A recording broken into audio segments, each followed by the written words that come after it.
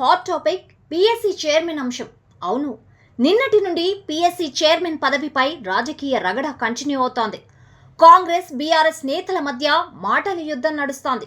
అయితే కాంగ్రెస్ తీసుకున్న నిర్ణయం నైతికమా అనైతికమా? టెక్నికల్ టర్మ్స్ ఏం చెబుతున్నాయి? పబ్లిక్ అకౌంట్స్ కమిటీ సింపుల్గా పిఎస్సి ఈ కమిటీకి చైర్మన్గా ఎమ్మెల్యే అరికపూడి గాంధీని నియమిస్తూ అసెంబ్లీ సెక్రటరీ బులెటిన్ను రిలీజ్ చేశారు. నిజానికి అసెంబ్లీ రూల్స్ ప్రకారం బీఆర్ఎస్ పార్టీ నుండి 3 సభ్యులను పిఎస్సికి ఎన్నుకోవాల్సి ఉంటుంది. ఇప్పుడు కాంగ్రెస్ 3 సభ్యులను ఎన్నుకుంది.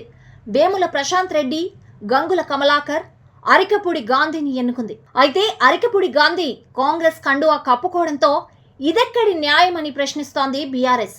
ఇది సభా సాంప్రదాయాలు, సభా మర్యాదలు, సభా నియమావళిని పట్టించుకోనట్టే అంటూ అంతెత్తు ఎగసిపడుతోంది. నిజానికి పిఎస్సి చైర్మన్ పదవిని ప్రధాన ప్రతిపక్షానికి ఇస్తారు. కానీ ఇప్పుడు టెక్నికల్గా అరికపూడి గాంధీ బీఆర్ఎస్ పార్టీకి చెందినవారే.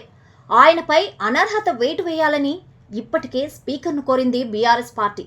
కాబట్టి ఆయన పేరుకు కాంగ్రెస్లో ఉన్న ఆయన బీఆర్ఎస్కు చెందిన సభ్యుడే. అందుకే ప్రతిపక్ష పార్టీకి చెందిన వ్యక్తికే ఇచ్చాం కదా అని చెప్పకనే చెబుతోంది కాంగ్రెస్ పార్టీ. నిజానికి ఇది బీఆర్ఎస్కు మాస్టర్ స్ట్రోక్. నిజానికి బీఆర్ఎస్ హరీష్ రావు పేరును సలహా చేసింది.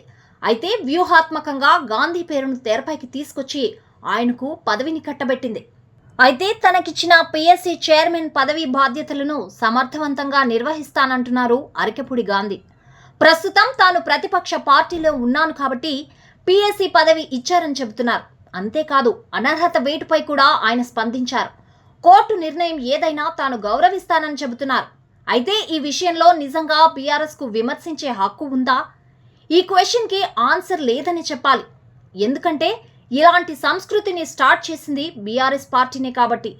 2018 ఎన్నికల్లో గెలిచిన తర్వాత కేసీఆర్ ప్రధాన ప్రతిపక్షంగా ఉన్న కాంగ్రెస్ నేతలకు పిఎస్సి పదవిని ఇవ్వలేదు. కనీసం కోరినా పట్టించుకోలేదు. అప్పుడు బీఆర్ఎస్కు మిత్రపక్షంగా ఉన్న మజ్లీస్ ఎమ్మెల్యే అక్బరుద్దీన్ ఓవైసీకే పిఎస్సి చైర్మన్ పదవిని కట్టబెట్టారు. ఇదెక్కడి న్యాయమని ప్రశ్నిస్తే అసలు కాంగ్రెస్కు ప్రధాన ప్రతిపక్ష హోదా లేదని వాదించిన బీఆర్ఎస్ ఆ తర్వాత కాంగ్రెస్ శాసనసభా పక్షాన్ని విలీనం చేసుకుంది.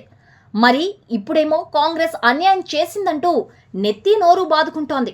అసలు ఈ ట్రెండ్ను సెట్ చేసింది మీరే కదా అనే విషయాన్ని మర్చిపోతే ఎలా అంటున్నారు కాంగ్రెస్ నేతలు. తప్పును తప్పు అని చెప్పడానికి ఓ అర్హత ఉండాలి. మనం ఏ తప్పు చేయని వారమై ఉండాలి. అప్పుడే మనకు అడిగే హక్కు ఉంటుంది, దబాయించేందుకు అధికారం ఉంటుంది. కానీ ఇప్పుడు బీఆర్ఎస్ ఆ పరిస్థితిలో లేదు. బీఆర్ఎస్ ఒక్క మాట మాట్లాడితే కాంగ్రెస్ నేతలు 100 మాట్లాడతారు. ఆ రోజు మీరు చేసినప్పుడు రైట్ అయినప్పుడు ఈ రోజు రాంగ్ ఎలా అవుతుంది అని నిలదీస్తున్నారు. టెక్నికల్గా మేము చేసింది తప్పు కాదు, రాజ్యాంగ ప్రకారం నడుచుకుంటున్నామన్న లాజిక్ను అయితే తెరపైకి తీసుకొస్తున్నారు కాంగ్రెస్ నేతలు.